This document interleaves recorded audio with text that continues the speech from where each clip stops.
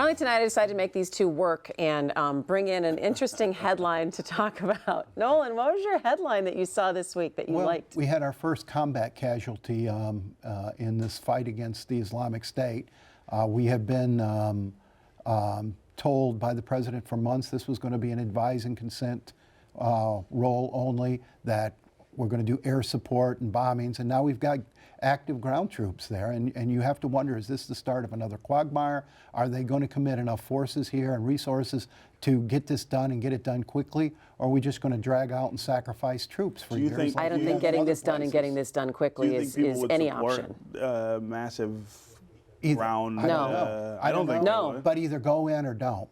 I mean, just dribbling in and putting American lives at risk in a half-butted effort, I think, I think it's a mistake. I think there's nothing quick about this, though.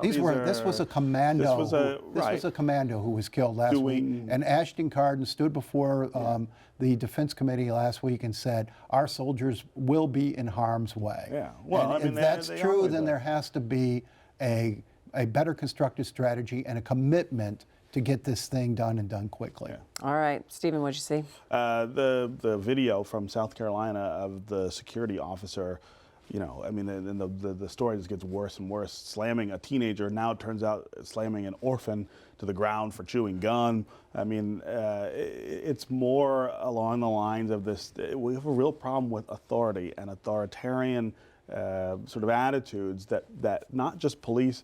This was a security officer in a school. Why is that? Why is that the way you're dealing with teenagers? And why is it okay?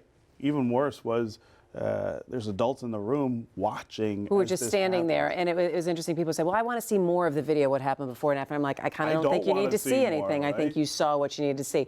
All right, guys, we're gonna have to cut it off there. Thanks so much. That's going to do it for MiWeek right now. There's more to talk about, so head over to MiWeek.org for our take on the Republican debate on Wednesday night.